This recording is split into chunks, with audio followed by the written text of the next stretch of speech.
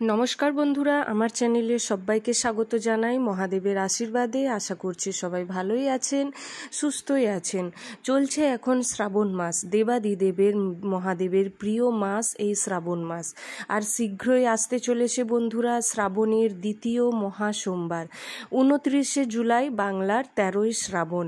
এই দ্বিতীয় শ্রাবণে অর্থাৎ দ্বিতীয় সোমবারে, শ্রাবণের দ্বিতীয় সোমবারে বাচ্চাদের বা যারা পড়াশোনা করে সেই সমস্ত ছাত্রছাত্রীদের মেধা ফেরানোর জন্য, পড়াশোনায় মনোযোগী করার জন্য সন্তানের মা বাবা শুধু এইটুকু একটি ছোট্ট কাজ ফলো করুন, দেখবেন আপনাদের সন্তান আপনাদের সুন্দর একটি ভবিষ্যৎ গড়ে তুলছেন। আজকালকার দিনে মা বাবারা যেগুলো স্বপ্ন তাদের পূরণ করতে পারেন না, তাদের মুখ চেয়ে সেই স্বপ্ন পূরণ করার জন্য স্বপ্ন দেখেন। তো সেই কারণেই বাচ্চাদের ভালো করে পড়াশোনা করিয়ে তাদের সুন্দর একটি ভবিষ্যৎ গড়ে তোলার স্বপ্ন দেখেন। কিন্তু আজকাল দেখবেন অনেক বাড়িতেই বাচ্চারা কথা শোনে না, কথার খুব অবাধ্য। এখন তো মোবাইলের যুগ, সকলের হাতে একটি করে মোবাইল, বাচ্চারা ফোন ছাড়া যেন কিছুই বোঝে না। শুধু বাচ্চারা কেন বন্ধুরা, দেখবেন বড়রাও যারা মাধ্যমিক দিচ্ছে, উচ্চ মাধ্যমিক দিচ্ছে, তাদেরও ফোনের এমন নেশা, পড়াশোনার দিকে তাদের যেন কোনো মনই নেই। তো বন্ধুরা, এই শ্রাবণের দ্বিতীয় সোমবারে, শুধু দ্বিতীয় সোমবার কেন, শ্রাবণের প্রতিটি সোমবারেই যদি ছোট্ট একটি কাজ, একটি 1 ঘটি জল নিয়ে, তামার ঘটিতে 1 ঘটি জল নিয়ে কয়েক ফোঁটা মধু দিয়ে যদি বাবা মায়েরা তার সন্তানদের শিবলিঙ্গে ওই জল অর্পণ করাতে পারেন, তাহলে বন্ধুরা পড়াশোনায় আবার মনোযোগ ফিরে আসবে। পড়াশোনা নিজের থেকেই করবে, আপনাদের মুখ সমাজে উজ্জ্বল করবেন। আর বন্ধুরা অবশ্যই নিজেদের ভবিষ্যৎ নিজেরাই সুন্দরভাবে গড়ে তুলবেন। তো বন্ধুরা আসুন ভিডিওটি শেষ পর্যন্ত দেখুন। আশা করছি ভিডিওটি আপনাদের অনেক উপকারে আসবে। আমার নিজেরও বাচ্চা রয়েছে, আমি এই টিপস প্রথম ফলো করেছি, তাই সেটা আপনাদের কাছে শেয়ার করছি।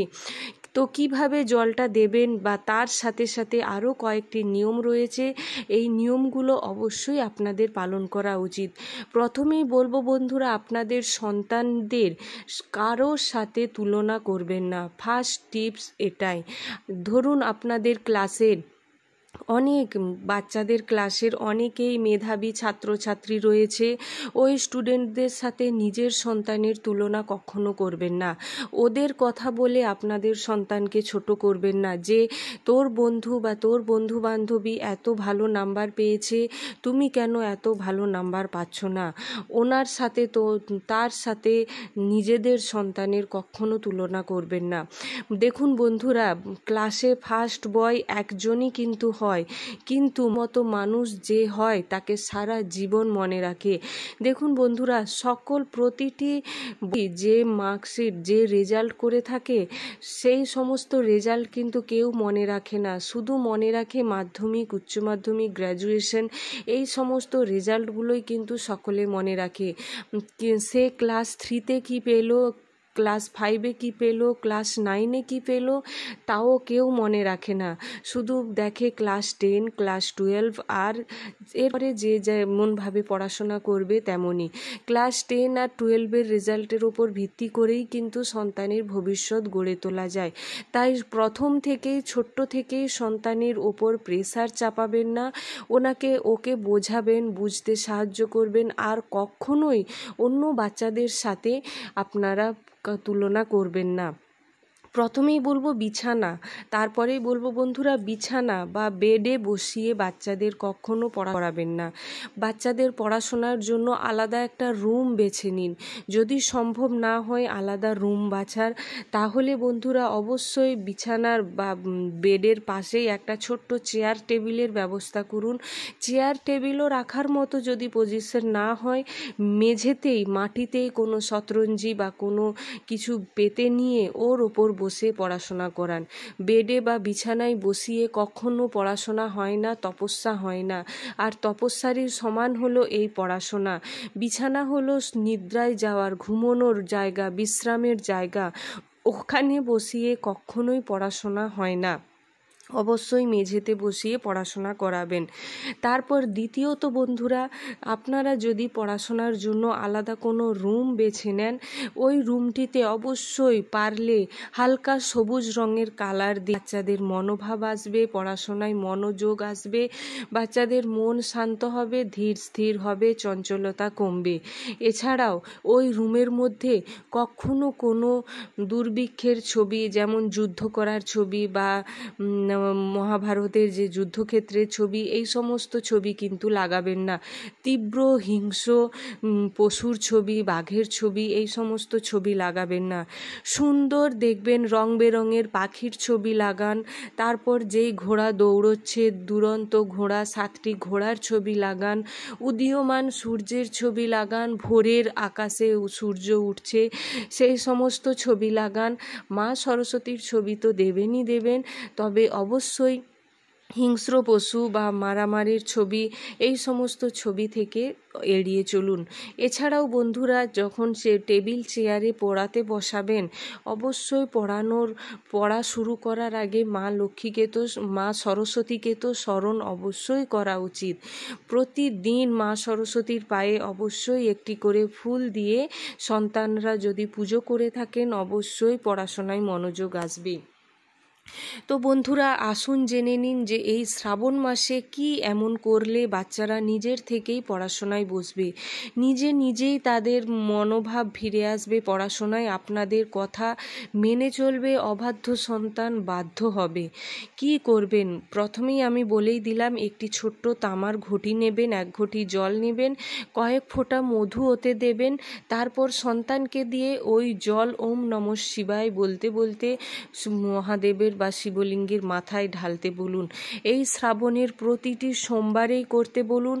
দেখবেন 1 মাস পর রেজাল্ট আপনারা নিজেরাই দেখতে পারবেন। তার সাথে অবশ্যই ওই দিনটিতে আপনারা নিরামিষ আহার গ্রহণ করুন।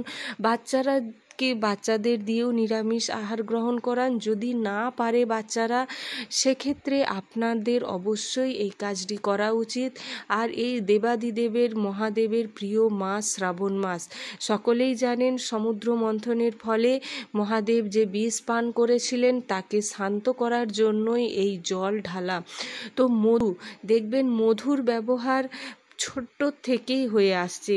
দেখবেন জন্মানোর পরেই মুখে মধু দেওয়া হচ্ছে, বিয়ের পরে নতুন বউকে মুখে মধু দিয়ে বাড়িতে প্রবেশ করানো হচ্ছে।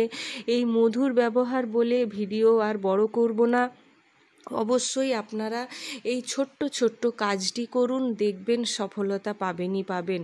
এটা কিন্তু বন্ধুরা মুখের কথা নয়, এই টেকনিক স্বয়ং আমি নিজে ফলো করেছি। আমার মেয়ে ক্লাস 3তে পড়ছে, অবশ্যই আমি সফল হয়েছি বা মেয়ে পড়াশোনায় মন এসেছে, সেই কারণেই আপনাদেরও এই টিপসটি ফলো করতে বলা। আগের বছর আমার মেয়ে করেছিল, আর এই বছরও করছে। প্রতিটি বছর করতে বলুন, দেখবেন সফলতা আসবেই আসবে। সাথে বন্ধুরা অবশ্যই এই সোমবার দিনটিতে করুন, শ্রাবণের সোমবার। যদি পারেন বছরের প্রতিটি সোমবারেই করানোর চেষ্টা করুন। যদি না পারে, অবশ্যই এই শ্রাবণের সোমবারগুলোতে করতে কিন্তু ভুলবেন না। আশা করছি বন্ধুরা ভিডিওটি আপনাদের অনেক উপকারে আসবে। যদি ভালো লেগে থাকে অবশ্যই একটি লাইক করুন, আর ওম নমঃ শিবায় বা হর হর মহাদেব নামে একটি কমেন্ট করতে ভুলবেন না। সাথে বন্ধুরা কখনোই বাচ্চাদের কোথাও ছোট করবেন না। বাচ্চারা যদি একটা জিনিসে সাকসেস পায়, সেই সাকসেস ওর সামনে সারাক্ষণ ধরে রিপিট করুন, বলতে থাকুন। দেখবেন তাহলে আরও অন্যান্য কাজে সাকসেস পাবার জন্য সফলতা আসবে। সাকসেস পেতে নিজের থেকেই উৎসাহ হবে, উৎসাহে ফিরে আসবে। এছাড়াও বন্ধুরা কখনোই ছোট করবেন না, আর বাচ্চাদের সামনে কখনো কারোর বিষয়ে কিন্তু আলোচনা করবেন না, অর্থাৎ কারোর নামে কখনো কোনো সমালোচনা করবেন না। তাতে বাচ্চাদের মনোভাব ছোট হতে দেখা যায়। এছাড়াও আপনারা ছোট টিপস যেমন আদর, স্নেহ, যত্ন ইত্যাদিতে ভরিয়ে রাখবেন। আশা করব আপনারা বুঝতে পারছেন। তো এই ছিল বন্ধুরা ভিডিওর মূল বিষয়। যদি ভালো লাগে অবশ্যই লাইক করুন আর মহাদেবের নামে কমেন্ট করতে ভুলবেন না। যারা নতুন বন্ধু যারা দেখছেন বা শুনছেন, যদি ভালো লাগে অবশ্যই চ্যানেলটি সাবস্ক্রাইব করে পাশে থাকবেন আর বন্ধু বান্ধব আত্মীয় স্বজনদের সাথে শেয়ার করবেন, যাতে ওনারাও এই ভিডিওটি পেতে উপকার পেয়ে থাকেন আর উপকৃত হয়ে থাকেন। অবশ্যই বন্ধুরা আশা করছি শেয়ার করুন, নিজেরা উপকার পান, অপরকেও উপকৃত হতে দিন। হর হর মহাদেব।